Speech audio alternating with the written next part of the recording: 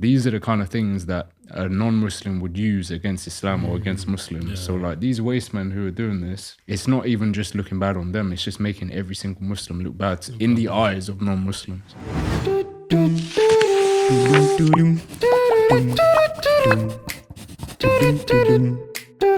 Assalamu alaikum and welcome back to another episode of Marriage Stories, where we will be seeing Zach, Malik and Yahya responding to online stories of marriage at the same time as you guys. So this story was actually on the news, so we already know it's gonna be a mad one. It's a bit crazy. Bad thing, sad thing. Should we get right into it? Let's do it. Two sisters with dual Pakistani and Spanish citizenship. So two sisters originally from Pakistan, living in Spain, right? Oh, okay. Or potentially born in Spain. So they were killed by their husbands, allegedly. They're both sisters. Yeah. They both died. Yeah. They both got killed. Yeah. There's one common denominator. What did the Astaghfirullah. There's one common denominator. What's the common denominator? The sisters. They come from the same family. So they traveled together to Spain. No matter how done, wait, you might gonna make me like an idiot here, innit? There's two sisters that both got killed by their husband. Why am I laughing? We shouldn't be laughing. Go on, carry on, sorry. This is very serious and you put us in a different mood, bro. Sorry. I'm just let's start really trying to understand this. Okay. Yeah, go. So let me just read the whole thing so you can understand. Yeah? Okay. And please, let's it's great, man. Let's be serious about this. I'm be serious matter. Well, I'm serious. Yeah. May Allah have mercy on them. So these two sisters, they're originally Pakistani. They live in Spain. They traveled to Gujarat in Pakistan. There's also in India. Yeah, we need a specialist here. So Gujarat. Yeah, that's me. Yes. Cool. That's me. Because I know Gujarat is also part of India as well. Part of India as well, right? Yeah, part of in Pakistan as well. The geography.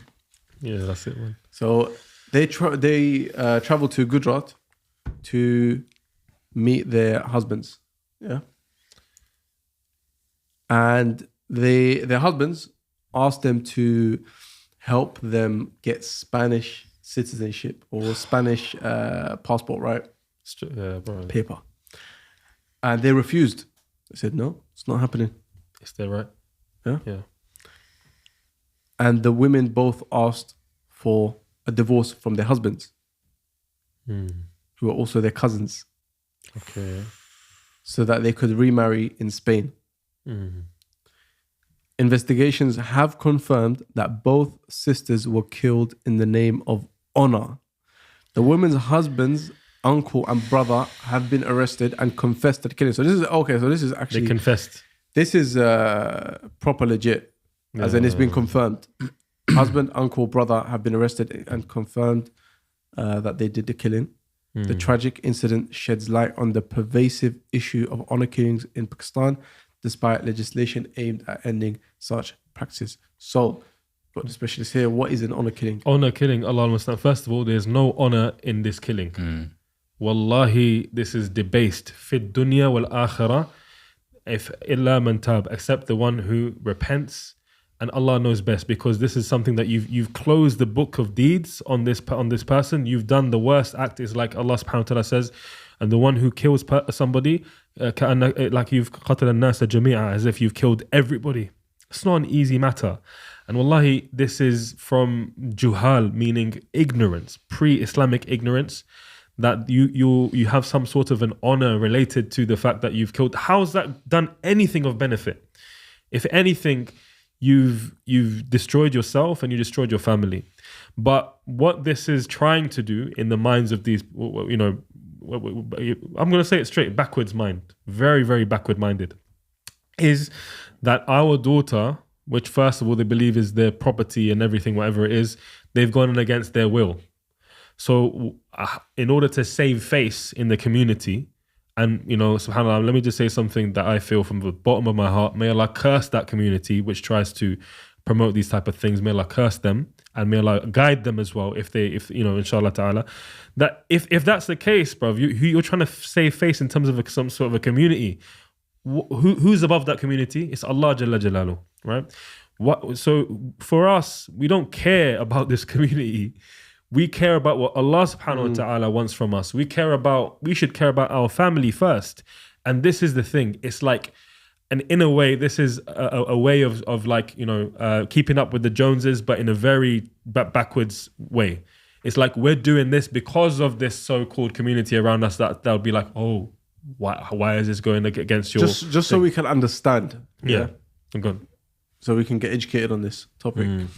So honor killing, essentially, a father or a brother or a cousin, like a male, it's always a male relative, right? He asks the female relative to do something. Yeah. Normally marry somebody. Yeah. Oh, so it's normally with marriage. Okay, that clears things out. Okay. So it's a marital duty. And if they refuse that, so for example, in this case, they requested, so it's for the divorce that they requested. Yeah. Okay. So if they refuse a marital duty to save face, they're killed. They're killed, yeah. Okay. And in this case, first of all, I just wanted to make a point is like, I don't understand this, and this is quite common in my culture actually, subhanAllah, where sisters in the UK or in the Anglosphere or in the West, they're working and based on their work, their cousins or something from abroad would then come on that basis of a work visa and settle in that country. It's worked for many people, but I'd say this as a general thing, like big man, subhanallah, like you're working, you're getting some sort of benefits on the back of your wife's work, right? It's not really a healthy dynamic to have in the first place. So, and then you're almost setting yourself up for failure because, subhanallah, she's almost it's a flip reverse. She's now the provider or the one who's sorting out. So they basically use it. So they're coming from other countries, finding people of the same ethnic origin in Western countries and using them to piggyback to that country. It's not the best thing. Well, I'm not going to say like broad brushstroke, it's wrong always, but generally speaking, alhamdulillah, like I know of some cases whereby, they've come into the UK and mashallah, they've done a brilliant job. Like for example, it's only for a short term that she's working and then he comes in, he settles. But this is different though. This is actually... Yeah. This is just... honor killing, do you know what I mean? This is an actual, this ended up in the worst way. Did you guys know what honor killing was before this? Or? Yeah. So you hear about this all the time. There's that one case, I don't think they were Muslim actually. It was a husband and wife on a honeymoon got killed. It was a few years ago. It happens a lot in India, but this is the first time. So it was in India. I believe they went on honeymoon somewhere else. I think the Maldives or Mauritius or something like that. And the husband had a secret affair with somebody else, and only married this woman that he's killed now because of family pressure and so on and so forth. But he wanted to be with the other one, and therefore like killed her in order to then be able to be with the other one. But he wasn't accepting. Have you heard of this before? Or is this I've heard of it, and these are the kind of things that get brought up. Say, for example, obviously, I wasn't raised Muslim. These are the kind of things that a non-Muslim would use against Islam or against Muslims. Yeah. So, like these waste men who are doing this, like absolute waste of life, who do this. It's not even just looking bad on them. It's just making every single Muslim look bad in the eyes of non-Muslims. I mean, it's not, to be honest, this doesn't happen just in any other Muslim part of the world. This is a specific. Regardless of religion, this is specifically in, not to kind of push you onto the thing, but this is a South Asian issue. You do get this kind of different versions of this in East Africa, for example. But to be honest, it's prevalent. Okay, you do. It's a tribal thing, right? It's a tribal thing, yeah. So it's kind of like an honor thing. You find it a lot more in Afghanistan, Pakistan, India. Would you say, do you find this more so in like tribes, or is it more so, is it actually normal people living in a country? Because like, I wouldn't be able to imagine like normal people in a country living either in Pakistan or whatever it is. There definitely is that kind of tribal, as Zach was saying, like for example, the more rural areas. Whereas in the city, generally, and this is where like interesting thing, we can talk about this a lot, but like kind of like in the cities, you got more people that are like studying, more educated, more developed, more, and they're kind of more critical, right? So if you take it back a little bit, right, like in terms of that region, if you were to talk about it, there's a lot of things that are just completely, subhanAllah, like it boggles the mind. Like women were expected to be complete properties, for example, in the Indian subcontinent, particularly the Hindu tradition, that if the man passes away, the husband passes away, then the woman is also burnt with the man as well.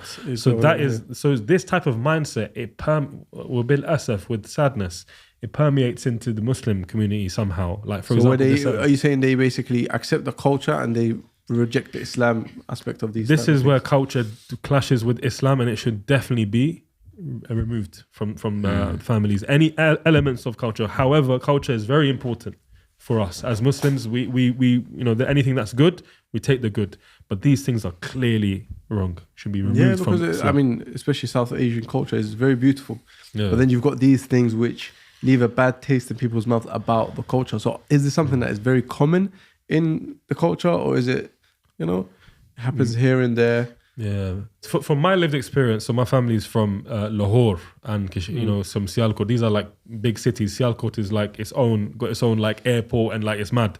There's hardly any mention of this. Whereas you go out a little bit, like Zach was saying, then you see like a lot of this type of stuff, and it's unfortunate because those are the people that actually migrated into these countries. They came in as labor and workforce when particularly when there was a need. So they bring with them, unfortunately, these type of mindsets as well. But slowly, you see that moving away. Why do people choose to follow culture instead of Islam? Why is it easier for them to accept that culture instead of accepting the Islamic thing, especially when it's so clear which one, the opposing elements of each? I would love to hear from everyone. Just one distinction is like the culture that's good, because as we mentioned, one of the 5 tenets of jurisprudence in terms of law is al-ada muhkama, right? That when it comes to your culture is actually a part of ruling legislation, and it's actually very, very important. And there's a beautiful analogy about Islam. Islam, when it came into different lands, it's like the coral reef. I found this beautiful. Like the coral reef, wherever it goes, it blends into the environment and it beautifies the environment and it grows. So subhanAllah, a really simple example is clothing. The ulama, if they were to spend time, the scholars, if they were to spend time in the Indian subcontinent, which was known to be the foremost when it came to the science of hadith, and in fact, it still is, they would go into that environment and they would blend in. They would wear the Pashtun hat and similarly, when it comes to practices, like the way that you do your weddings and different things, Islam would preserve that. And if something's haram in one culture, it'll be haram in the other. But when it comes to culture, we differentiate between that which is against Islam and that which is, in line with it. But yeah, so if you were to rephrase your question and be like, why are people still? Because it's the easy thing. Because you'd be like, for example, and I'm sure my dad did Yahya, it. My granddad did it. Yeah. My great granddad did it. And Yahya, for example, probably knows this. Like people feel the pressure to have an expensive wedding, spend like bags and bags and racks on weddings. That's not from Islam.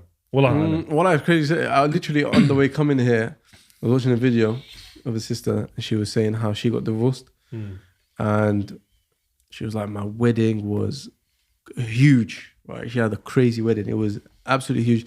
She had a massive diamond ring. So you're gonna kick me and off then here on now. top of that, she had 6 weeks of honeymoon. Have you seen a 6-week honeymoon? Bro, 6 weeks. That's a month and a half. Let me guess. She probably vlogged all of this and No, she didn't vlog it, but a money moon, bro. it ended up, she was like, at the end of it, she was like, our whole relationship was a whirlwind, and you know what? Ended up getting divorced. So why are people still chasing this stuff? because it looks good. Look at me. Oh my God. I just got married. Wow. I've had 15 cars outside and all of them are in different colors. And it's so amazing. But when those doors close, there's no 15 cars. It's 2 people. Allah. I think also That's it.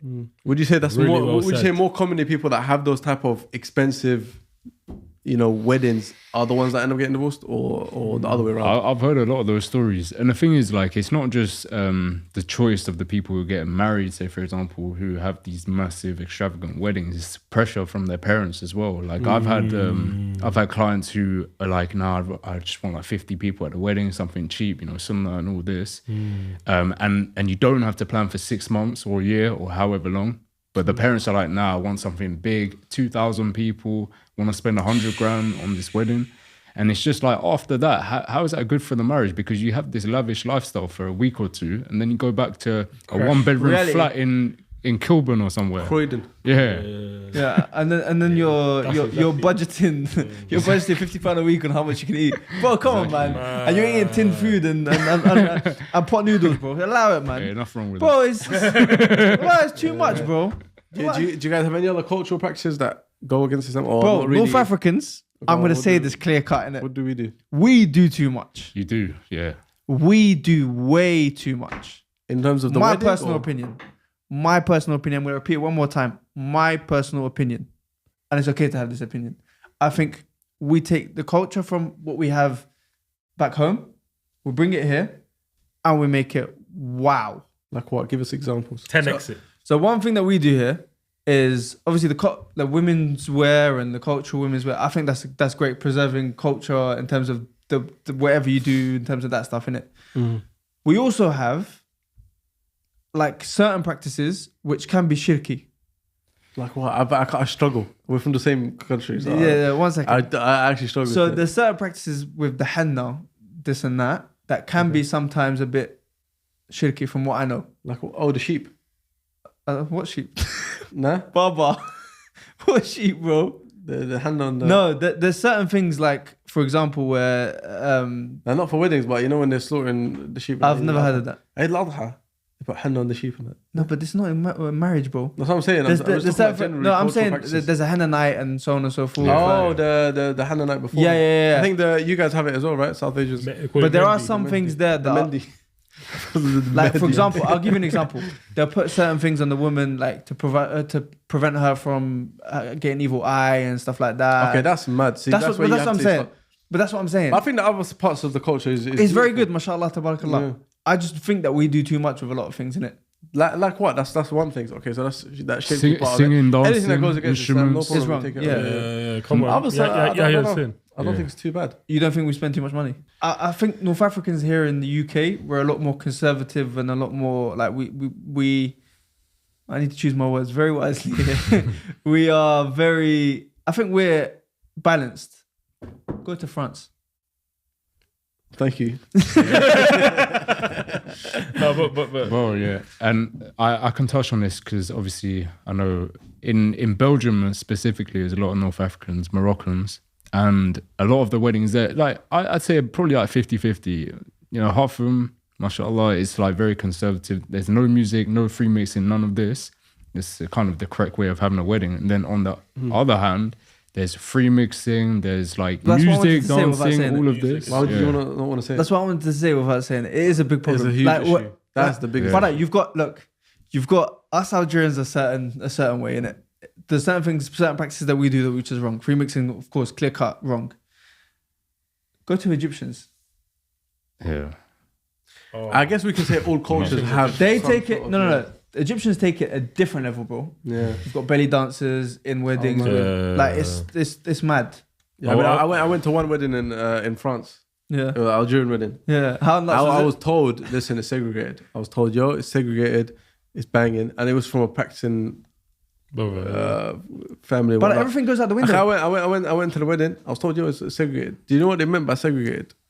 Means there's like men and women are on different tables. Tables, okay. But then the dance floor. They're doing it after. Let's not talk about that one. It's all good. Well, let's not talk about that one. But yeah, do you understand? So it was a bit crazy to me.